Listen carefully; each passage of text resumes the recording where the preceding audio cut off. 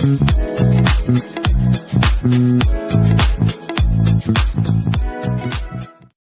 everyone, welcome back to She Births Podcast. I'm your host, Brooke Wright, and today's guest is Michael. Hi, Michael. How are you? Great. Thank you so much for being a guest today. Glad to be here. So, can you share a little bit about your early life and how being blind shaped your childhood experiences? Oh gosh. Well, I have been blind my entire life, Oh, basically because I was born 2 months premature and put in an incubator. And back in 1950, medical science wasn't ready, although it started to be made known to them. But medical science wasn't ready to acknowledge it even too much oxygen could be a bad thing. Well, the retina didn't develop properly, and it was discovered when I was about 4 months of age. And the first thing the doctors told my parents when they discovered that I was blind was send him off to a home because no child who is blind could ever do anything in the world, and he's just going to be a drain on your life and your society and your world, and he'll be a problem for your older child. And my parents basically said, "You guys don't know what you're talking about. He certainly can do whatever he chooses, and we're going to give him that opportunity." So I mhm. grew up really believing that I could function well as a blind person. I could do whatever I wanted. And there were things that I would have loved to have done back then that I couldn't because we didn't have the technology and I didn't necessarily have the opportunity to do it. But I did get basics. I got a good education. I learned Braille and used Braille in school. Although for a few years Braille wasn't available to me when we moved to California when I was 5, and so the result of that was that I had to work with my parents to do homework and other things like that. But then in the fourth grade, I started getting Braille books again. And Oh, the bottom line is that I grew up not being too overly abused by other kids, bullied or anything like that. I think I was a little bit of an oddity, but I did well in school, then eventually went to college and had access to the things that I needed in college. mhm. I chose to get a degree in physics, and I have a master's degree in physics and a secondary teaching credential, and have believed that blindness isn't the problem. It's really more people's attitudes that Yep, put barriers in my way and in the way of other people than anything else. yep, yep. I agree with you. That's really a great. I'm trying to figure out the word for it, like the quote for it, but that's really great to put it that way. I agree with you. So, what drew you to working in technology and sales before 9/11? Well, so what originally happened was that while I was in college, I had joined the National Federation of the Blind, which is the largest consumer organization in the world of blind people. Mhm, And in 19, I believe 75, a guy had approached the federation and said, "I have a machine that will read print out loud, and I have developed the technology, and my first application for it is going to be to help blind people." Well, the guy okay. was named Ray Kurzweil, who is a futurist and an inventor and a pretty famous guy in his own right. And Mhm, what he had developed was the ability to teach a computer to read print. And it didn't matter what the type style or type styles were on the page or print styles or a combination of them. His machine, he said, could read them. Well, the Federation worked to eventually look at his product. We were all pretty skeptical because we're always hearing about people having the greatest thing since sliced bread to help blind people see again. But he yeah. was so adamant that people went up and checked out his equipment. And sure enough, it read stuff. So Yeah. we developed a relationship with Ray. And the basic relationship was he and we worked to get foundation funding so that we could purchase several of his prototype machines, put Mhm, them around the country so that blind people could use them. And through that, they could make recommendations and provide feedback as to what needed to go into the final first production model of the machine.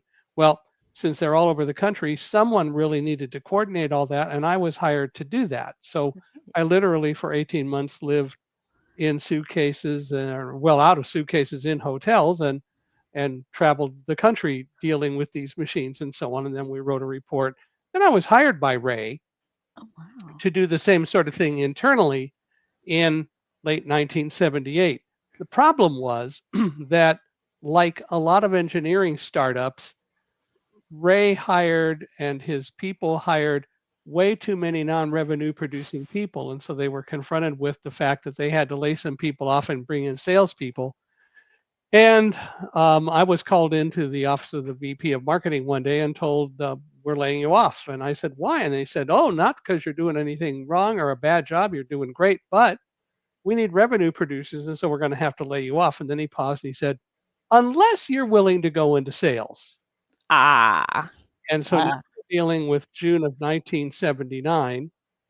And I thought about it, as I love to say in my physics terms, for a micro nanosecond. And I knew all the facts, like the unemployment rate among employable blind people was over 70, that's 70%. oh, And it's wow. lower now, but it's not that much lower. And it's not because we can't work, it's because people think we can't work. Well, Mhm. anyway, after a micro nanosecond of thinking about it, I decided, as I love to tell people, I lowered my standards and went from science to sales. And I've been selling really ever since. I didn't know about selling, but they sent me to a Dale Carnegie sales course. And then I was asked not to sell the reading machine for the blind, which I realized was quite a compliment when they told me that what we want you to sell is our more commercial version, which is also a more expensive product, but you communicate well. You would be good at selling it. And so I was hired in sales to sell a $125,000 machine around the East Coast and in Canada. And so that's what got me into sales. And I had already been doing some things in technology when I was at UC Irvine in physics. I helped in the development of a calculator, the first Braille calculator that I ever used. And it didn't go anywhere other than me using it, but it was there. And I helped in other kinds of technological ways and had always had an interest in technology anyway. Oh, So it was just kind of a natural progression. oh, wow. Man, I did not know that much about, the blind, like, the blind community. I didn't know that they had all these technologies for you all. Like, Well, think of it a different way. You have a lot of technologies available to you. yeah. Probably the most basic is the light bulb, which Thomas Edison, we Yeah. give him credit for it, invented back in 1878. Well, why is that so important? Because y'all don't do very well if there is no light around. In fact, you've got to find a torch or candles or matches, or nowadays you flip a switch or you activate a smartphone so that you have light on demand whenever Yes. you want it. And since 1878, when Edison invented the electric light bulb, people have spent a lot of time making sure that you have light on demand. But Mhm. make no mistake about it, all that's doing is covering up the disability that you have, which is light dependence, because you can't do well without light. Yep. But but the reality is there are fewer of us who are, if you will, light independent, and most people don't know much about us. And more important, they're brought up in life thinking that because we can't see, we're less capable than they are. Yep. Professionals in the field used to always call us, and a lot still do, blind or visually impaired. Well, that is the biggest insult that Mhm. these so-called professionals could do, but they still do it. And the reason it's an insult is visually I'm not different because I'm blind. At least I don't ever have not seen any evidence to point that out. And Right. impaired I am not. Right. Um, and so the bottom line is blind or low vision is a whole lot more relevant to say than blind or visually impaired, because I'm not impaired, and we shouldn't be equating how much sight I have or don't have Mhm. compared to how much you have. Right. And so the reality is we all have gifts and we all have different kinds of technologies that we use to help enhance or give us more of an opportunity to use our gifts. Like I Mhm. said, you have to have light in order to do stuff. Mhm. And there's so many other pieces of technology that you use. We haven't focused nearly as much on making sure that there are alternatives for me to be able to use a lot of those same technologies, Mhm. but we're slowly becoming more aware that in reality, we need to be more inclusive. And the Yes. more inclusive we are, the better it will be. Yes, I agree with you. So, take us back to the morning of September 11th. What was your day like before the attack began? Well, before specifically doing that, let me also say that when I went to work in the World Trade Center, I was hired to open and run an office for a company, Oh. Quantum Corporation, that was based in California. And one of the decisions that I made because of what I learned throughout my life about functioning and so on was Mhm. that I needed to know everything that I could about what to do in any situation. And that included, what if there's an emergency? What do? I can't rely on sighted people necessarily to be around anyway to guide me, and they don't know how to guide anyway. And what if we had a fire or something where there was smoke and people couldn't read signs? Sighted people don't spend a lot of time doing emergency preparedness. So it was my job to learn what to do and how to do different things, including all the possible ways to escape from my office and different places in the World Trade Center, Mhm. learning where everything was in the World Trade Center that I might need to be dealing with and so on. And I spent a lot of time doing that. I use a guide dog, and of course, everyone says, "Well, the dog just led you out." That's a bunch of bull, to be real blunt about it. Guide dogs don't lead; they guide. What's the Right. difference? What's the difference? Guiding, well, leading is I'm just holding onto a harness and the dog takes me everywhere I want to go, and that's not what happens. The Right. dog's job is to make sure that I walk safely. It's my job to know where to go and how to get there because I Mhm. have to give the dog directions. Mhm. So, for example, when we come to a street corner, the dog is going to stop at the curb, and then I have to give the dog the command to go forward, for example. Mhm. Now, when I give the dog the command to go forward, one of two things will happen: the dog will go, or the dog won't. And if the dog doesn't go, my job needs to be to first assume there's got to be a reason the dog isn't going because dogs aren't dumb. Yeah. And it's probably because today, at least, I don't hear the hybrid or silent car that's coming at us, and the dog sees it, so the dog's not going to go. Mhm. But eventually, as it passes by, I'll probably hear it, or eventually the dog will go because the pathway is now clear. But Mhm. the bottom line is the guide dog's job is not to know where to go and how to get there Mhm. for a lot of reasons. That's my job. The dog's job is to make sure that we walk safely. So I needed to learn all I could about what to do in an emergency, Mhm. and I did. And so on September 11th, it was a pretty quiet day. I had actually planned on getting to the office earlier than I did, but as it turns out, the train broke down before I got to our station, and we had to wait for the next train after that one to come. So instead of getting to the office maybe about 7 a.m. or a little, well, probably about 7 a.m. or so, I didn't get to the office until 7:40. And so as I was walking up to the door, I heard something in front of me. I heard a cart, and I knew that we had ordered breakfast for all the early arrivals because that day we were going to be conducting some seminars to teach our reseller partners how to sell our products. Uh-huh. And so I got to the door, and the guy with the cart was standing there, and he introduced himself, and I introduced myself, and we shook hands, and we went in, and I showed him where I wanted him to set up the breakfast stuff, which he did. I went into my office. I put down my uh, briefcase, and I got out my laptop, and I got my laptop projector off my desk and went in and set all of that up because I was going to be doing a PowerPoint show that day. And yes, blind people can do PowerPoint just like sighted people can. The difference is I don't need to look at the screen. Ha ha. What I do is I use a piece of software on my computer called a screen reader that verbalizes what what is going on the computer. So for example, if I switch from slide 5 to slide 6, it's going to say when I hit the down arrow or whatever, it's going to say slide 6, and I have the voice very low so other people won't hear it. But the point is I know what slide I'm on. Mhm. I also had a braille script. The script not only said what was on each slide, it it had my wife and I created it. It had all the words that appeared on the slide.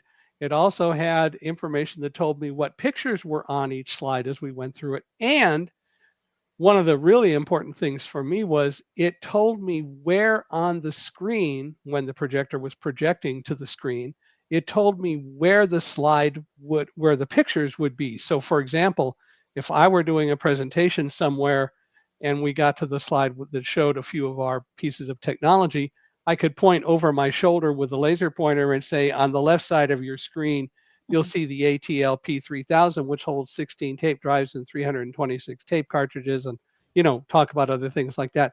But the neat thing for me is I could do all of that without ever looking away. And I have people yell at me after presentations. They come up and they say, "We're mad at you." And I say, "Why?" And he said, "Oh, it was a great presentation. You're one of the few people who gives us a presentation that's not boring. But the problem is you never looked away and we forgot you were blind, so we didn't dare fall asleep." That's And of funny. course, my comment was, "Well, you could have gone ahead and fallen asleep because the dog's down here taking notes anyway. We would have got you." But but the point is, I set up the projector and I got prepared to do all the things I needed to do, and I had it pretty well aimed. But I also know that my aiming a projector showing visual things isn't necessarily going to be totally accurate.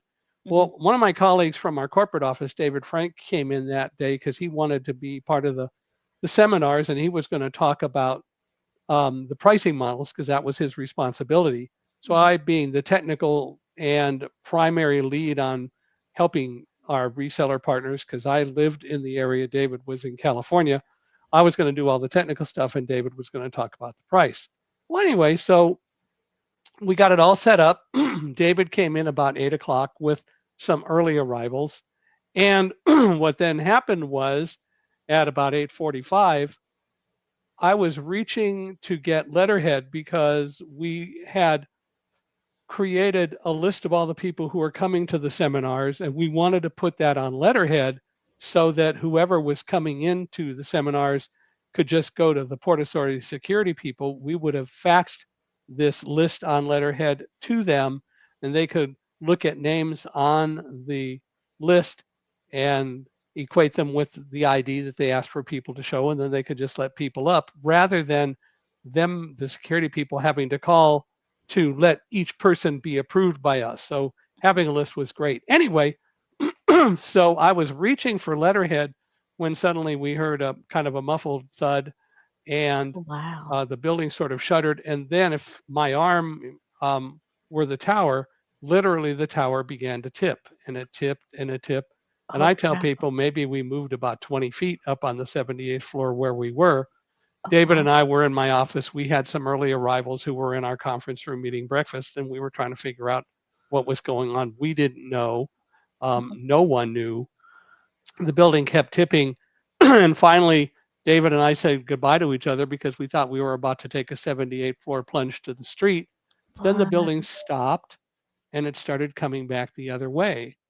And as soon as it got to be vertical, and by the way, while that was happening, I went and stood in the doorway to my office from the main part of the offices.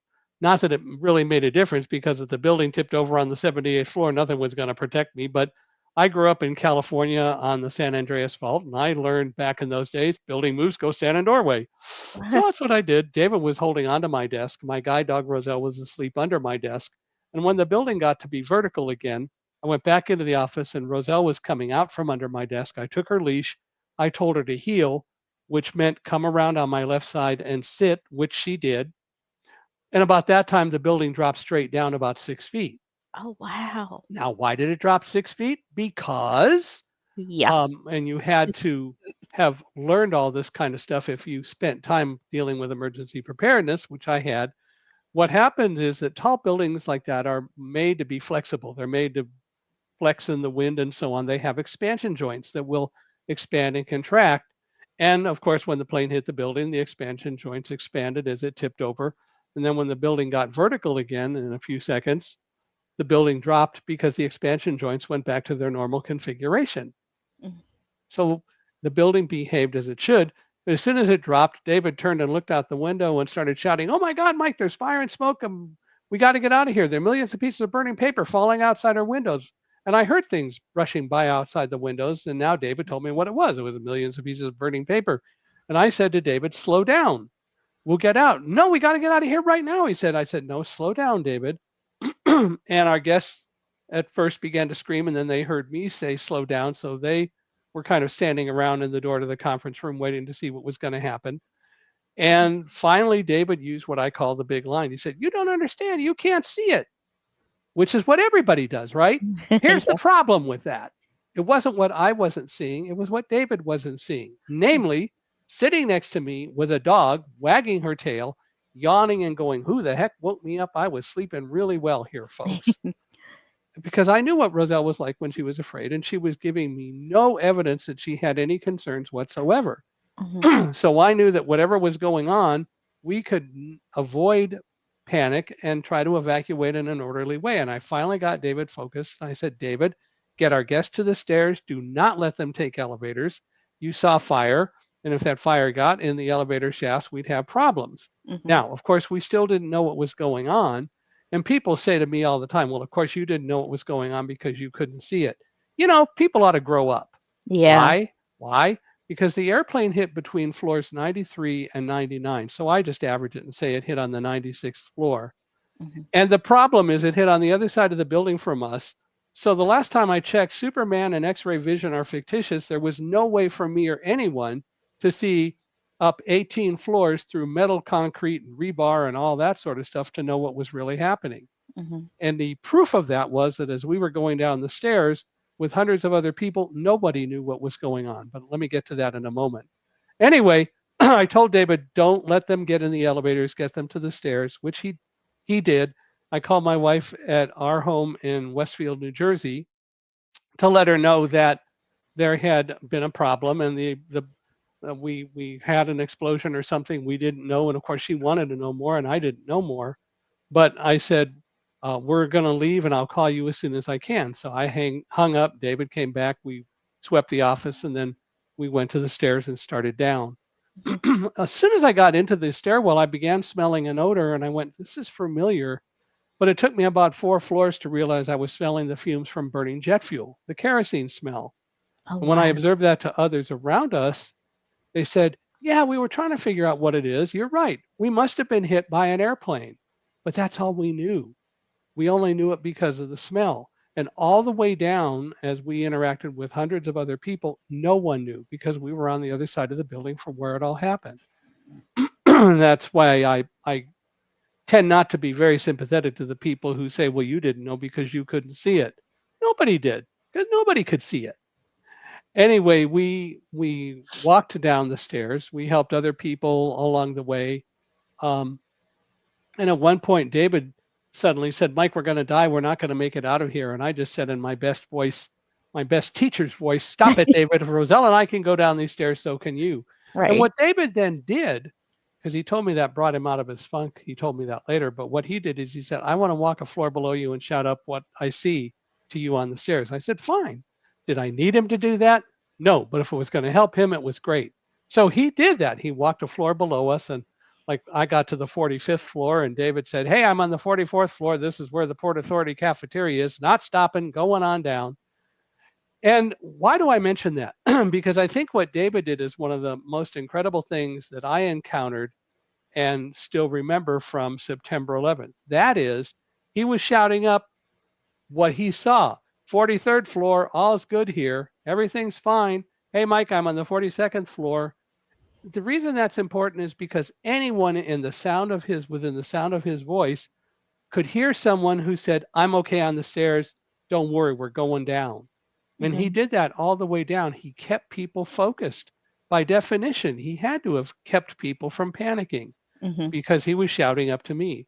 So I think that's one of the cool things that doesn't ever really get talked about on September 11th. But at the same time, I was dealing with, for example, people who were again like on the 37th floor starting to get real quiet and I didn't know what they might be thinking and I didn't want to let people get into a panic. So I just suddenly said, "Hey, I don't know whether you can see me or not, and any of you who can't, I want you to know my name is Mike. I've got a guide dog here because I'm blind. Her name is Roselle.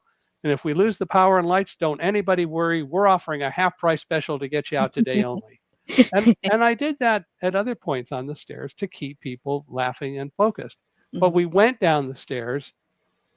We interacted with firefighters along the way, and we finally got to the bottom at about 9:35. And as soon as we left the stairwell, we were in the lobby of Tower One.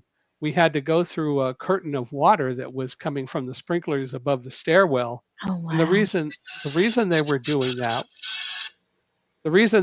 that, was because um, a fire broke out in the stairwell. They had to have a way to keep it from getting into the lobby, or if it broke out in the lobby, they had to keep it out of the stairwell. So there was a curtain of water you had to run through to get out of the stairwell. And that's exactly what we did. So we Wow. we went through that. We came out the other side. We were in the lobby, and we a guy from the FBI came up and he said, "I'm with the FBI. I'll get you where you need to go." And I said, "What's going on?" And he said, "There's no time to tell you." I wish he had. Mhm. And I hope you get the impression and understanding by now. I love information, and Mhm. I knew enough to know I wasn't going to panic if he would tell us what was going on, and it would have probably made a little bit of a difference as to where we walked when we got outside. But he got us to a door. We couldn't go out into the outside from Tower 1, that is right to the outside, 'cause that would have taken us right below where people were jumping. So they didn't want to do that. They took us through the entire complex and upstairs on an escalator right by Borders Books and outside as far away from the Twin Towers as we could be. And then we were told to leave the area.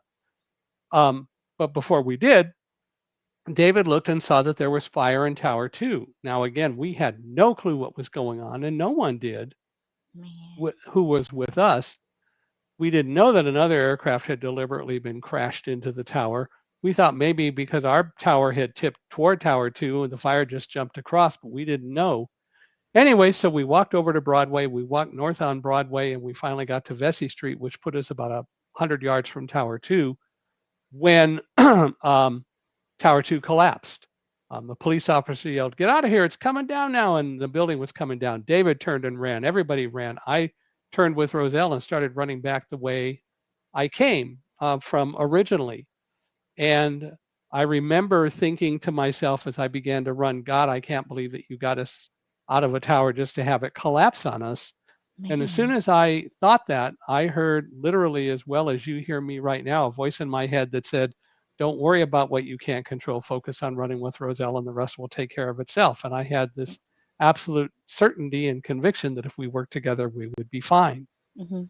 So we ran and we got to the next street, which was Fulton Street. We turned right on Fulton, now going west. And the reason that we we did that was because we wanted to get out of the way of some of the debris that was falling, Mhm. and also we wanted to make sure that um, we would just be as safe as we could be. Well, we ran about 25 yards on Fulton and suddenly caught up to David, who had realized that he was going and running and had left me, and he was going to come back and find me, which he did.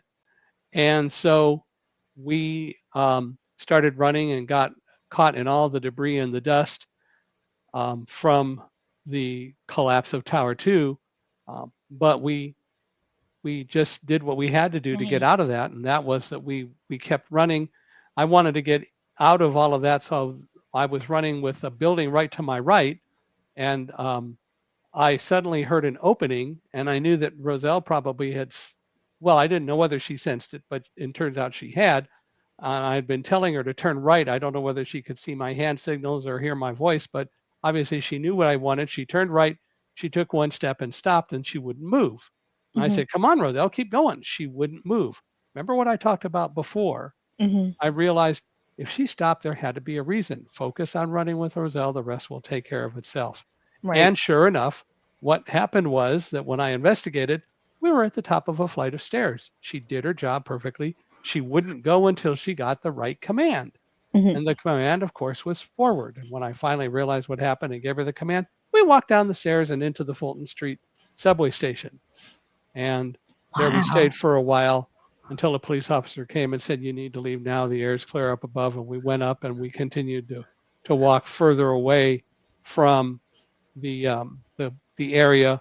And then Tower 1, our tower, collapsed. And I Wow. described the sounds of both towers collapsing as kind of a combination of a freight train and a waterfall. You could hear glass breaking, metal clattering, and then the white noise sound of the building just collapsing.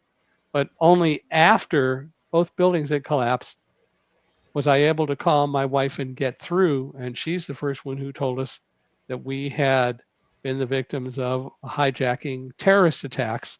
Two What? aircraft had been crashed into the towers, one into the Pentagon, and a fourth was missing over Pennsylvania. Oh man. Man. So what? Your dog is very, very smart. Like dogs are very, very smart. Very Well, smart. She did exactly what she was trained to do. But the Yeah. issue is it's not the dog, it's not me, it's the team. Yeah. We each have a job to do, Mhm. and we have to do those jobs together to be successful, and that's what occurred. And I um after September 11th, I contacted people like Guide Dogs for the Blind, where I had Mhm. gotten all of my guide dogs, and they wrote a story that the media got. And then I started getting phone calls from people saying, "We'd love to hire you to come and tell us what we should learn from September 11th, and we want to hear your Oh, story," wow. and so on. And that led to me becoming a full-time public speaker, and I've been doing that since the beginning of 2002. Wow. And so literally I travel not only to tell the story, but I talk about teamwork, I talk about leadership and trust, and ethics and other things that help people understand that in reality, we don't need to allow fear to blind us or overwhelm us, that we can use fear as a very powerful tool. Because Mhm. as I learned much later, what happened to me was that when the emergency happened, a mindset kicked in that basically said, you know what to do, focus. And as long as I Wow. did that, I was fine. And the reality is, we all can learn to do that.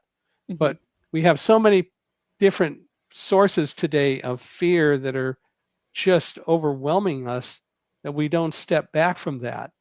And we need to do that, because the reality is that most everything that we're afraid of isn't going to happen, and we don't have any control over it anyway. So why are we afraid of it?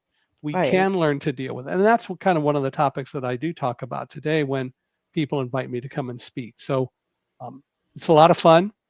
I do tell the story, but there's a whole lot more to it than the story. And it all goes back to what my parents originally said, Mhm. which was that you can do whatever you choose to do, and you can do it as well as anyone. You're not necessarily going to do it exactly the same way, but you can do it. Yes. Wow. Man, so what inspired you to write Thunderdog? I had met in 2002 George Berger, who was the publisher of the American Kennel Club Gazette, and George and I met at the um, American Kennel Club Canine Yukonuba Dog Show in December of 2002. Roselle was there to get an award, and he said, "You ought to write a book." Well, I had never thought about writing a book. Um, and he said he had an agent who could help. Well, it ended up not really working out, but I started taking notes. And by 2010, I had a lot of information that I put down, including what I thought the book should look like. And then one day Mhm. I got a call from a woman named Susie Flory, who was writing a book called Dog Tales. And basically it was a story, well, it was 17 stories of dogs who had done things in life, and she wanted to include Roselle's story. So I told her in detail the story that I just told you. And when I was done, she paused for a second, and then she said, "You need to write a book about this, and I'd like to help you. I'm clearly a writer." So we collaborated, and in 2011, well, the first thing that happened was in 2010, her agent decided that it was a book worth trying to sell because we wrote a proposal that he loved. And within a week, he had gotten us a contract with Thomas Nelson Publishing, which is the largest Christian publisher in the world at that time. Now it's part of HarperCollins. Mhm. And so we wrote Thunderdog. And in August of 2011, it was published. And the week after it was published, um, we got a call from the folks at Thomas Nelson, and they were sounding all broken up. And they said, "You've got to sit down. We got to tell you something, but you can't be standing for it. We just need you to sit." And I said, "Well, Karen's sitting down." And the reason Karen is sitting down is that Karen has been in a wheelchair her whole life, and they knew that. They Mhm. said, "No, you got to sit down too." And I was sitting, but I was trying to string this out. Something didn't sound right. But Mhm. anyway, I finally said, "Hey, I'm sitting down. So what's going on?" And the next thing out of their mouths were, "Thunderdog is already on the New York Times bestseller list, and it's its first week out." Oh, And one wow. week it was actually a number one New York Times bestseller.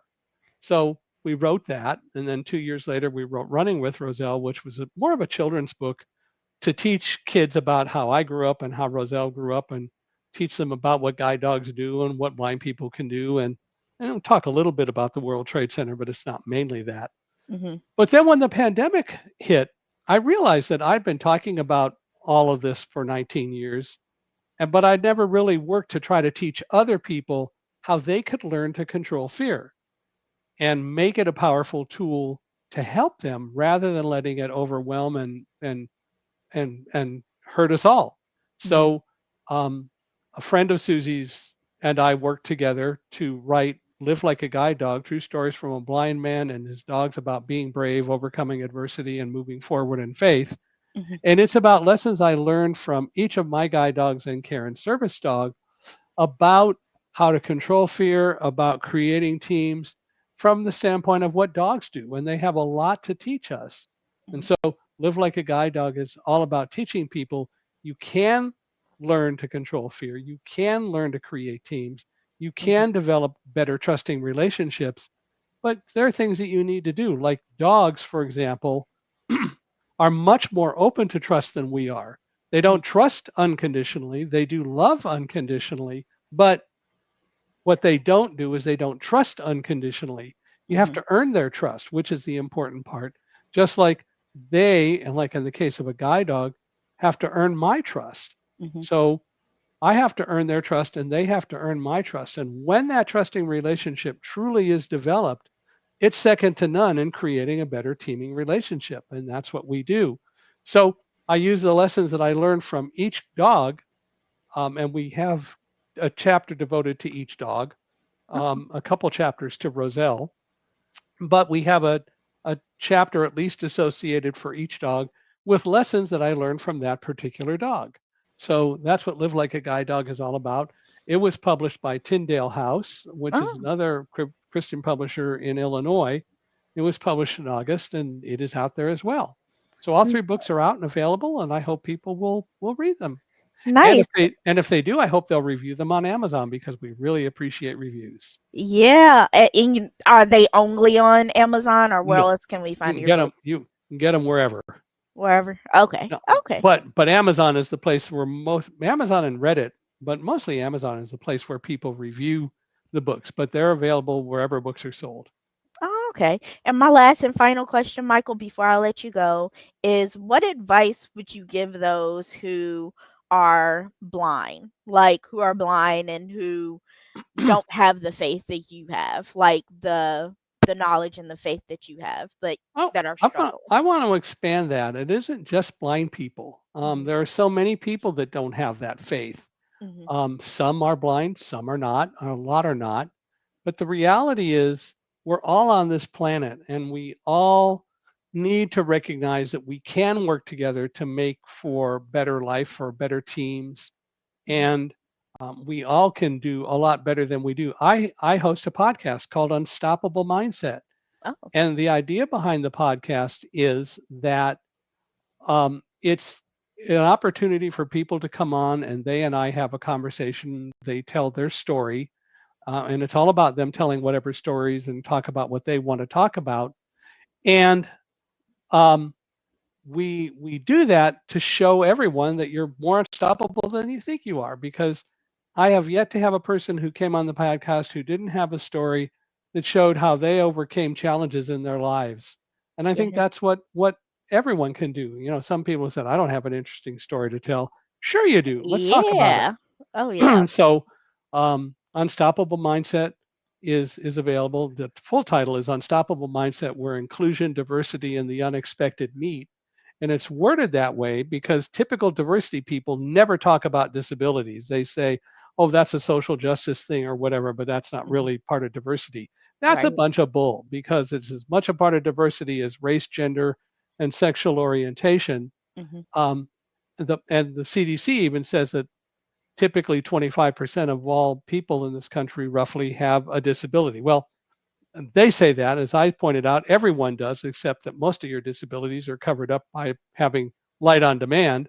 But but the reality is that disability is a very large part of our country and Mhm. our world. And we need to stop thinking and telling people that disability means a lack of ability. Mhm. Disability does not mean a lack of ability. Disability is a characteristic that everyone has. It's just that it manifests itself differently for different people. And Right. why I say disability isn't a lack of ability, and my diversity friends say, well, of course it is because it starts with dis. Well, yeah. Well, so does discrete. So does disciple. So Yeah. does discern. And the last time I checked, um, a lack of earn wasn't discern, or a lack of Eiffel isn't disciple.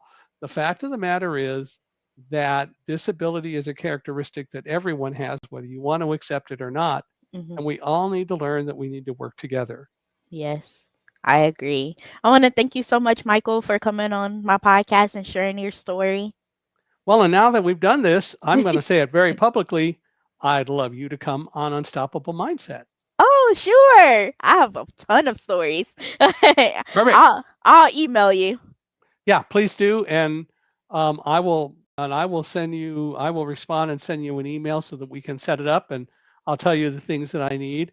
But Mhm. from your listeners, if any, and I hope all of you, whoever you are interested in coming on a podcast and telling your stories. It's a Yeah. conversation. It's a lot of fun. We've been doing it since August of 2021, and just yesterday we published episode 342. Oh. So love to have anyone who wants to come on the podcast do so. You can easily do that by emailing me. Easiest way is to email me at speaker, speaker, at Michael Hingson, that's michaelhingson.com. And also, if you're looking for somebody to come and speak at your event, email me at speaker@michaelhingson.com. Would love to chat with you about it. But meanwhile, go buy some books and read them and review them. We appreciate it. All right. Thank you. Thank you. Bye bye. Hey, everyone. Thank you all so much for listening to my interview. Check out his podcast and his books. Have a great day. Bye.